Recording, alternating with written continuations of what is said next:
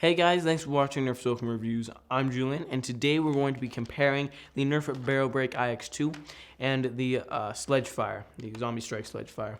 This is the new version of the Barrel Break IX2, so it does take the elite darts. These guns are both very different. The Sledgefire is more like a primary because it's got the stock, and the Barrel Break is more like a sidearm or say a shotgun pistol because it's got the angled grip and there's no stock on it. Let's start out with a short review with this one. This one does have the rail on the top. It's got one sling adapter, so you can attach it to a sling and drop it that goes around your neck. How to use this gun? Basically, what you do, you move this down, you cock it forwards, you put the darts in, push it back up, put it back in, and pull the trigger. You can do a half trigger, where if you pull the half of the trigger, it will shoot one side, and then you do the other half of the trigger, it will do the other side. So that's the cool part about this gun. This gun is not really meant for battle, as with the Sledgefire.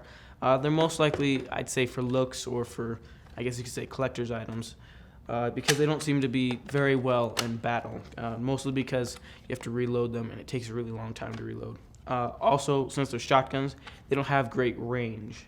Let's move to the Sledgefire. This gun does have one railing in the top. It does not have a actual sling adapter. You can use this, even though that is mostly for the shells, so when you drop them downwards, they won't hit the bottom. So it doesn't really work very well as a sling. It also has a nice stock. I'd say the stock is a little short for this gun. It seems like normally stock should be a little bit longer, so your arm can be a little bit more extended. This gun, how it works, basically you pull the top of it, you cock it back, you put a shell in after you load the 3 elite darts, put it in, put it up, and then you pull the trigger. It shoots 3 shots at the same time. You cannot control how many shots you can shoot at a time. One thing that's kind of cool about this gun is when you do this, the shell will pop up a little bit. Even though it does not pop out, which would be, I'd say, really cool. Sometimes it can pop out if you do it to the side, but it's kind of a cool fact about this gun. I think that this is actually the only gun that Nerf has made that has shells, so that's what's really cool about this gun. So for the major differences of these guns, first off, this one is a end strike, and this one is a zombie strike. So they're very different. They're not really made the same. Actually, this one is actually, since it is a zombie strike, it normally comes with the green elite darts, as with the barrel break, it comes with just the normal elite darts. This one, the barrel break, it seems to be more like a sidearm, so you can have it on a sling, and you wouldn't use it as a primary, obviously. This one seems to be more as a primary in battle with both of these, even though they don't really work very well in battles because of the reloading speed. Also because of the range and accuracy of these guns. Another thing is that this gun takes shells, this one does not.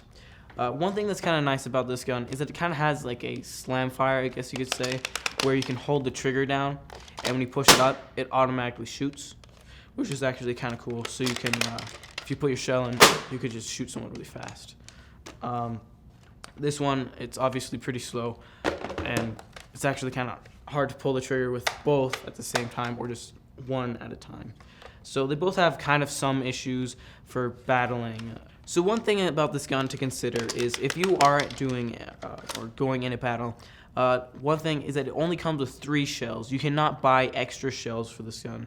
So after you shoot your 3 shots, you're basically out of ammo, unless if you reload the shells, which takes a really long time.